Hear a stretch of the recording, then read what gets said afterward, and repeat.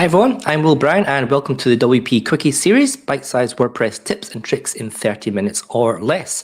So today I'm going to be talking about WordPress databases and WordPress database engines for this talk today. So thanks for joining me. I'm in this lovely sunny Sydney afternoon. We are in lockdown and I'm in one of the suburbs, the local government areas that is completely locked down. So, you know, this quickies almost didn't happen today because we're doing homeschooling, a little boy.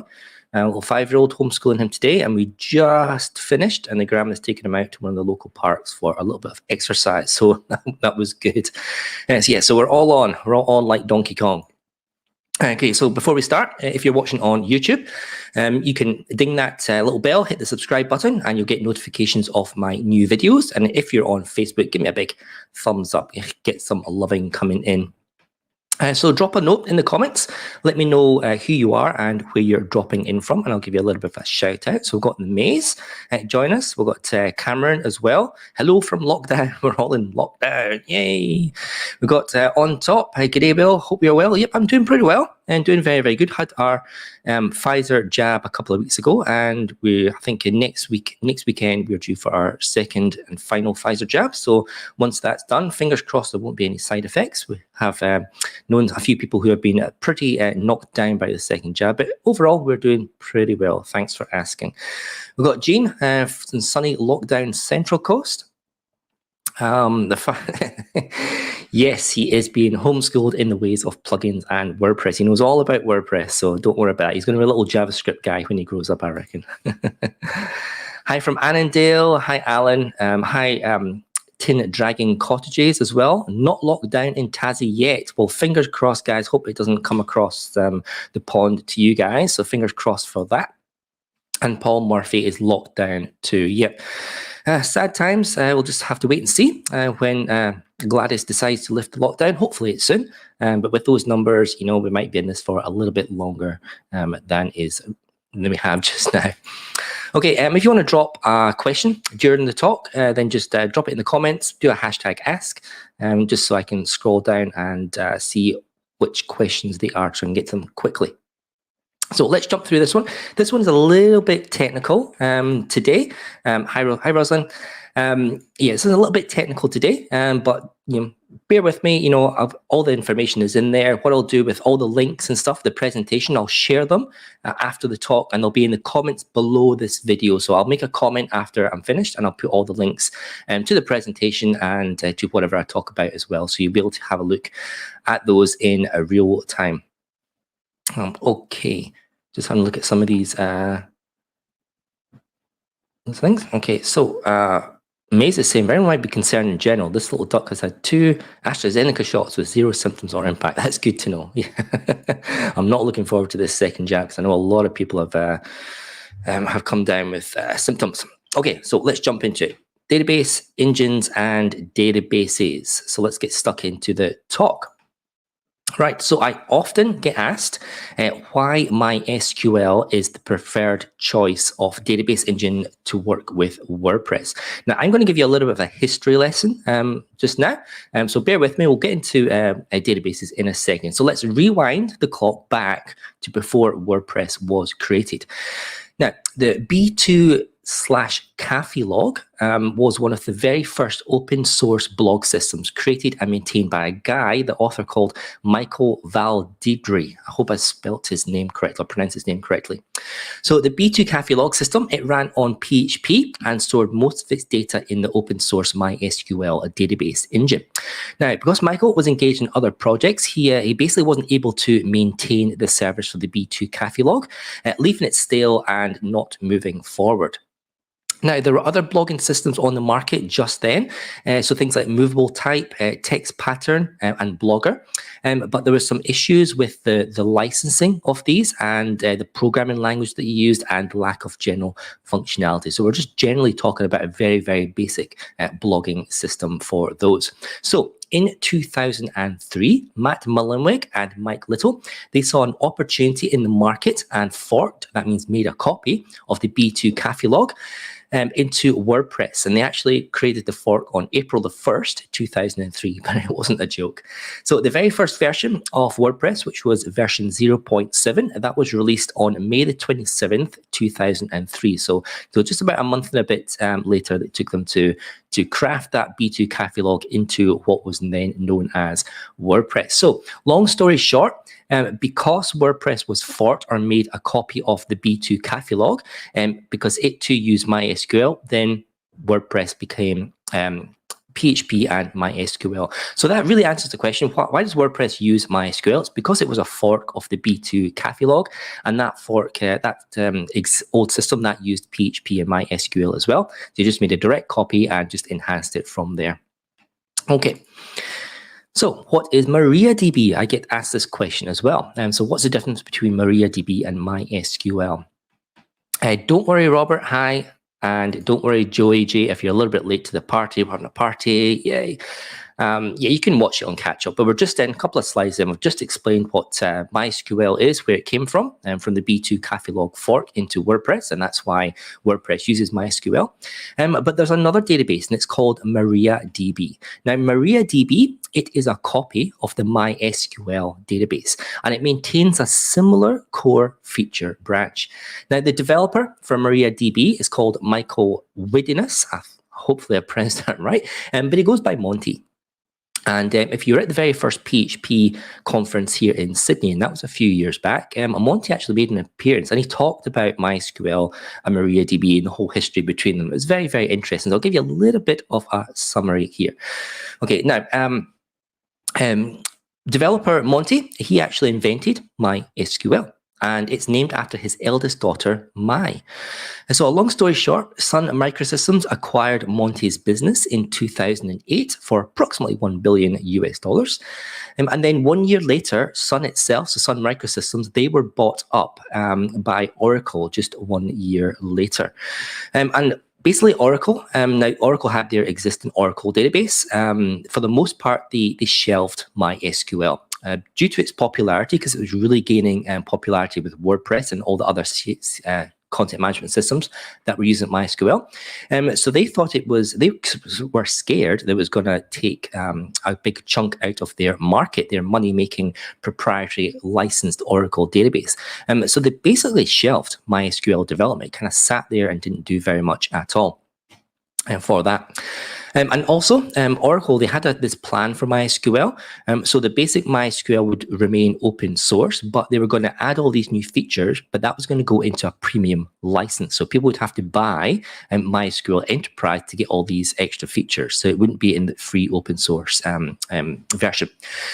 So Monty, he didn't like either of those approaches. He didn't like the fact that they're sitting on MySQL because they were scared it was going to overtake the Oracle or take competition away from the Oracle database. And he didn't like the fact that the GPL branch was just going to sit there and gather dust, and all the new features were going to be in a paid license version. What he done was he basically forked the MySQL codebase into MariaDB, and he named this database system after his youngest daughter, Maria. So MySQL is after his eldest daughter, Mai, and MariaDB is named after Monty's youngest daughter called Maria. And he vowed to keep MariaDB open source and GPL licensed forever. So a little bit of history lesson there for you for that. So Monty and his team, they maintain Maria database as an open source project, and they keep the core database in line with the MySQL project. So they're still kind of compatible at the very, very core, the core database engine for those. And of course, MySQL is still owned by Oracle to this day. Now, MariaDB, it went under a significant change with version 10, adding new features to compete with MySQL. Then it maintains the core functionality, so you can switch between MySQL and MariaDB, or you can upgrade from MySQL to MariaDB. And all the core functions, all the core SQL functions will work, as they were under MySQL, but you're going to get extra functionality from MariaDB. Now, you can read more about MariaDB from this link, and again I'll put all the links in afterward in the comments below. The big question is MySQL versus MariaDB. Which one is the best? Now, for general performance, and we're looking at the core database machine itself, MariaDB does outperform MySQL. Now, because both products have a different non-core feature set, depending on how you use each database is going to determine which one outperforms the other. So if you're using the MySQL Enterprise, you're going to have all these groups of features. So some people say, oh, MySQL is really a lot faster than MariaDB. However, if you're using MariaDB with its enhanced functions, then it's going to be outperforming for the MySQL standard. Gets a bit complicated, doesn't it? So you can't really directly compare the open source GPL MariaDB features against the premium licensed MySQL Enterprise Edition, because they are two different beasts. The core is the same, but all the add-on features are very, very different. So you'll get some people who'll say MySQL is faster and better, and you'll get other people who say MariaDB is faster and better. But the most significant takeaway difference between the two systems is that MySQL is a corporate and money-driven, and MariaDB is community-led and it's open source driven. So it really depends where your ethics lie and your technical skills as to which one you really want to go with. But for the rest of this talk, we're going to use MySQL and MariaDB interchangeably, because we're going to talk about the core engine, the core database parts as well. Okay, so a database, it's basically comprised of two primary components. Now, part number one is called the database management system, or relational database management system, if you've got a relational database. And it's the relational engine of the database. So in the relational engine, the query that you're sending, the database is parsed and processed by the query optimizer, which generates an execution plan on how to get the data. So the plan is then sent in a binary format to the storage engine. So we've got a relational engine and we've got a storage engine. So part two is the storage engine. So this part of the database, this is the system that manages the queries, the SQL queries, like select, insert, update, and delete. So it uses a plan that's sent through from the relational engine as a basis on how to retrieve and modify the underlying data that's stored within that storage engine. And the storage engine is where all that processing and locking and indexing and maintenance and transactions occur. And then once that's done, it passes it back up to relational engine, which is then fed back out to the response to whatever query was sent in. So two kind of main parts. We've got a relational engine that kind of comes up with a plan as to how to get the data, and then the storage engine, which finds the data, updates the data, and does all the transaction of the data and then passes it back up to the database stack. So that's roughly, very basically outlined as to how a database works internally. So MySQL, it supports quite a considerable amount of database engines, and MariaDB, it supports quite a lot more as well. But basically, when we're talking about the storage engine, storage engines, I was going to say. So here are the four significant types of storage engines that are used by MySQL and MariaDB. So first we have ISAM, I-S-A-M. Now, it was designed in the early days when the database system was first created. It's designed to be optimized for reading operations over updates. Now, when you've got a WordPress website, for example, most of the queries that are hitting the database are going to be read. So it's asking for information. And in comparison with the number of updates, changes to the data, reading is a lot more. So ISAM, the storage engine there, has been optimized for reading, for pulling out the data from the database. So therefore, ISAM performs read operations really, really quickly, and it doesn't take up a lot of memory and storage resources. Now, the two main shortcomings of ISAM are that it doesn't support transaction processing and it's not fault tolerant. And that means if your hard disk crashes, then ISAM cannot recover those data files. It's all garbled in there. It doesn't know what came in, and in which order for those. Now, if you are using ISAM in a mission critical application, then you're always going to have to back up your data in real time, because you can't rely on the database itself recovering its data. So ISAM was one of the very first database storage engines to come out. The next one is MyISAM. Now, MyISAM is MySQL's version of ISAM. So it's an extended ISAM format. And it was the default database engine, the default storage engine for MySQL version 5.5 and lower. So in addition to providing a larger number of functions for index and field management that aren't available in ISAM, MySAM also uses a table locking mechanism to optimize multiple concurrent read and write operations. So, to stop the database being corrupted, and when something's being written to that database table, it locks that table, and so other operations have to wait until it's unlocked, so they can perform operations on that table. So that was a big advancement over the normal ISAM one. Now, the table locking process itself, it actually results in quite a lot of wasted space for that, because it's having to store stuff, to tell the other operations that the table is being locked. So database administrators, when they're using MyISAM, they're having to run the optimize table command quite frequently to try and recover that wasted space. So MyISAM, it basically emphasizes fast read operations, which is the main reason why MySQL is preferred in web development projects, as most database operations are the read type or the select queries and not just updating all the time. Okay, so the third type of database storage engine is called heap. So that's heap in capital letters, and it allows temporary tables that reside only in memory. Now, as the data is held in RAM in memory, heap is faster than ISAM or MyISAM. However, the data it manages is very unstable, and if it's not saved before it's shut down, or if the database crashes, then heap will lose all data. Now, quite a lot of databases, quite a lot of apps that require really, really fast access will use some sort of implementation of this heap storage engine because they want it really, really super fast. But again, you've got to balance this. If it's all in memory, and it does crash or something fails, then you basically lose all that data that you've got in memory, because your memory isn't stored anywhere for that. So just bear that in mind if you're trying to select different types of storage engines. Heap's going to be super fast, but it's got that kind of mission critical issue, that the data, it needs to be saved somehow, and that could slow down the overall system if you're saving it back to disk. So that's storage engine number 3. Storage engine number 4 is called InnoDB, and that's probably the one that you guys will interact with the most often.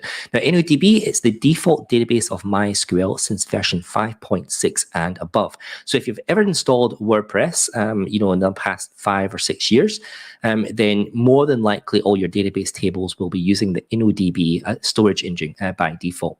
Now, although it's much slower than the ISAM and MyISAM engines, InnoDB, it includes support for transaction processing and foreign keys.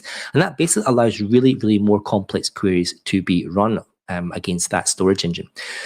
Translation processing also allows the database to commit, transaction processing allows the database management system to roll forward and roll back transactions, increasing the data integrity. And also InnoDB, it supports row locking. So the other one, which one was it? MySQL, so MyISAM, so it supported a whole table locking, but InnoDB goes down one level and just actually locks the row itself. So it's allowing a lot more multiple transactions to be applied in a single table at once. So it's increasing the efficiency of the database. So the InnoDB is the one that probably all your WordPress tables are going to be running on, unless you install your WordPress version a long, long time ago. You might see some of them as MyISAM as well. So that leads into this question, and I'm going to go a little bit faster because we're almost out of time. I often get asked how to convert tables. So how to convert MyISAM, that's the old ones, into the new InnoDB engine. Okay, so let's have a quick look. Now you can do this through PHPMyAdmin. So PHPMyAdmin, that's the cPanel and Plesk tool that allows you to basically manage your WordPress databases, your MySQL databases. What you want to go and do in here, you want to be able to go into PHPMyAdmin, make sure that you've got the proper database selected, your WordPress database, and just browse it. So this is the database selected here, and it's going to list all these tables down here. And you can see under the type columns what type of storage engine are used. And yes, you can have a database that's got multiple different types of storage engines on different tables. It's not really recommended because it gives extra work to the database management system having to convert all these things. So you basically want the same type throughout your entire WordPress database. So you can see here, most of them are InnoDB, but we've got these two tables down here. Actually, the table names are missing, but we've got these two tables down here that are MyISAM. So if you find any of these old MyISAM, you want to convert those into the new InnoDB format. And here's how to do that. So once you're in PHP MyAdmin, simply click on the table that you want. So in this case here, it'd be one of these tables here. We click on it, we edit it, and you'll basically get this this screen up here. You want to go to the Operations tab. I know you can't see that very well. Go to the Operations tab, and you'll be able to scroll down to the Storage Engine, and it's a drop-down box, and then just select InnoDB and click on the Go there. So that's a really, really easy way. If all your tables are the different one, then there's different ways that you can replace that. So in SQL, you can type these statements in SQL. So alter table, and then you put the table name. For this one is WP_comments, and then engine equals InnoDB. So you can do that for all of your databases if you like.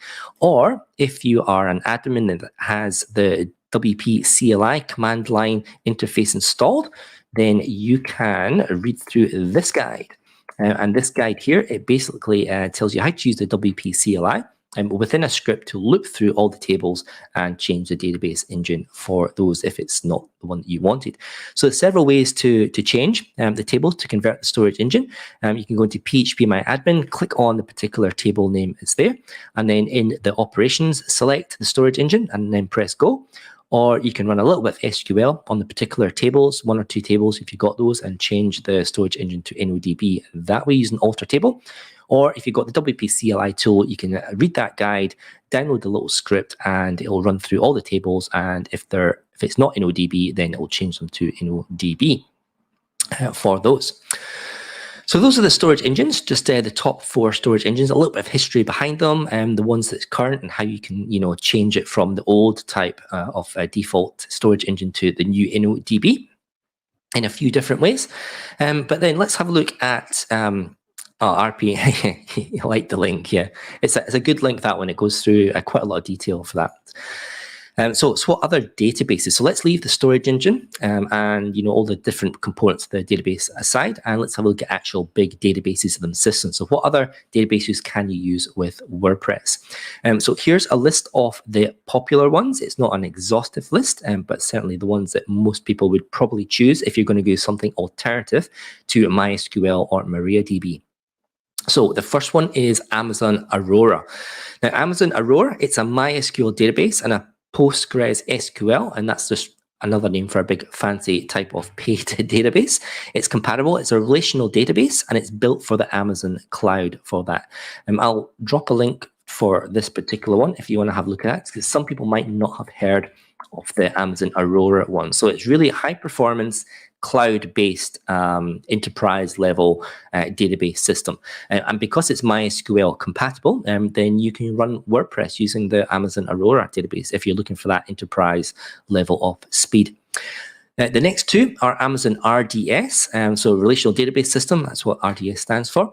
And these are the two types of systems that normally comes with your Amazon AWS, so your Amazon web server. You probably connect them, as you go through the steps to spinning up your Amazon AWS web server. Then, the next step would be to connect it to a database, and Amazon RDS, or Relational Database System, would be your kind of choice for that if you're not going for the enterprise level Amazon Aurora. So there's two options. There's Amazon RDS for MariaDB, if you want those particular MariaDB functions, or if you want that, if you're ethically opposed to big corporate sucking companies, then RDS for MariaDB would be your choice. That's the one that I would use if I was spinning up an AWS server. Or, if you just want to go with the normal, if you're not into that whole thing, you're not bothered, and then Amazon RDS for MySQL would be the one that you would choose, and it's just a regular MySQL database, so you can run WordPress and install WordPress on that. So that covers Amazon, if you want to use the Amazon services for your WordPress system. If you're looking for Google, so if you want to spin up some stuff on Google, then the Google Cloud has their SQL server in there, and it is MySQL and MariaDB compatible. for those. So you can just run up your instance on Google Cloud and then choose the Google Cloud SQL and install WordPress directly into that, and you're going to get those core SQL operations, and WordPress will be fine. It'll be happy to running on Google Cloud. The last one here is called Percona MySQL Server, and it needs to be version 8.0 or above for WordPress to run on it. But basically, Percona, it's an entry-level replacement for MySQL. So you basically dump the whole MySQL and you bring in this Percona, and it's got this whole enterprise-level database system that you'd replace the MySQL with that. So if you're running version 8.0, you can drop WordPress into that environment and it will run on that. So Percona is you're really kind of talking enterprise level stuff, management stuff for that replacement. And you guys can just have a look at those in your own time. I don't want to dwell on each of these ones, just giving you guys some of the top options. So if you weren't wanting to install WordPress on like a regular host, if you want to take it out and really kind of do something different, go out on your own, test a few stuff, then these are a few options for you. The Amazon system, so the RDS works really, really well for a WordPress website, really quick for that. But if you want to take it up a notch, maybe your client is at enterprise level, then Amazon Aurora would be the database choice if you're looking for the Amazon stack. And again, Google Cloud, if you're looking to spin up on a Google server, then Google Cloud SQL would be the database system that you would match and use to install WordPress on that. Okay, before we go, excuse me, before we go, just a little bit, because we've been talking about normal databases, but there are another set of databases. So these are called NoSQL databases. And rather than have a database server, these types of NoSQL databases, they basically have a flat file structure. They are essentially files, okay, so stored on a file system. And probably the most popular one is the MongoDB. Now, MongoDB, it's what they call a document-based database, and that means it doesn't have tables and rows. For those, it's all kind of a flat-based system, flat-based file system. And it actually stores its files based in the JSON format. That's JSON, the JSON format. And that's how it stores all its data. So it makes it extremely fast to use because it's all stored on the file system. So if you use an SSD, you can just, run it really quickly. It's really fast. It's readable, human readable and computer readable. So you can actually read the data in the database yourself, and it's highly scalable as well because it runs on a file system and you can always scale that up and make it go faster, make those things spin faster. Now, does WordPress work with MongoDB? The quick answer is no, at least not natively and not easily. So WordPress is designed to work with a SQL-based database, and MongoDB, or these NoSQL databases, the hint's in the name, NoSQL, so it's at the disadvantage straight out. So the WordPress queries to read, update, and delete data, they're all formatted as SQL queries. So if it's going to hit something like MongoDB, it's going to fail because it's going to be formatted as SQL.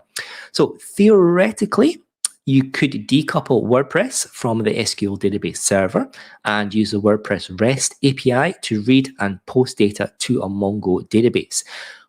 Why you'd want to do that, I don't know. It's giving yourself a big headache. However, even if you wrote your own custom database for the WordPress core app, many plugins and themes, they're going to use direct SQL as well. A lot of them, and that's going to fail. So you need to write some sort of service wrapper for all the plugins and themes as well. So it would be a bit of a nightmare. Theoretically, it is possible. And of course, someone's tried it, of course. So there's a link there. There's a link to Code for Geek.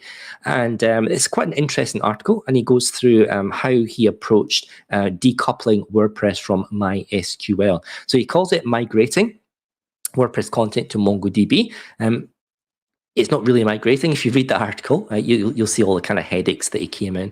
So he's basically using the REST API. He's written his own kind of service layer, and he's kind of posting the data to Mongo database. So and it's an awful lot of work to try and get a little bit of speed performance from a NoSQL database. So theoretically, it is possible, but in general terms, for the layman user, for the non-developer, for the designer and SEO and copywriter people out there, it's really not an option, or not an option yet. Not until WordPress abstracts that read-write update layer to work with kind of anything or these NoSQL databases. But I thought I'd throw that in as an option because MongoDB, it's a really popular alternative DB system. Well, it's a database system, but it's a non-SQL database. And I have been asked a few times by clients if WordPress can run on a Mongo database.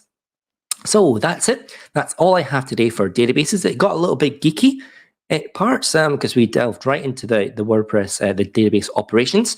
So sorry for that if you are not a technical person, but I think it's good to have an overall understanding of how not just WordPress works, but the whole WordPress ecosystem that it supports, PHP and the database system. So hopefully it's giving you a little bit of an understanding as to how databases work, how the tables work, how the data is stored, and some different options, if you're wanting to maybe expand your experience, or if you get a client that comes in that has already got, a different system, it's not going to scare you away. You already know that this option exists.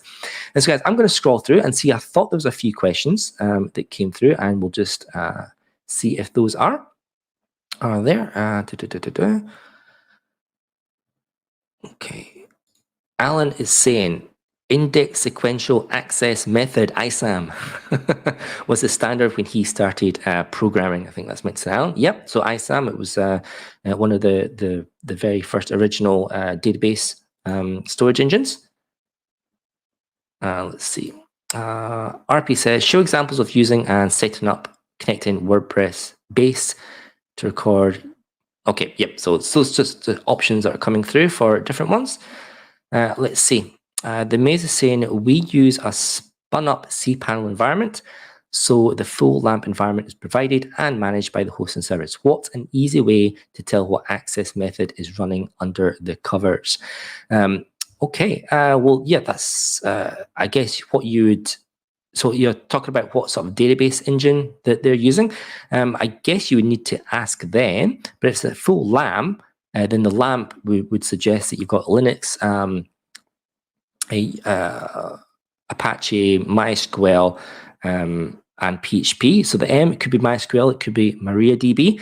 Really, there's, I'm trying to think of a way that you'd be able to see that from cPanel.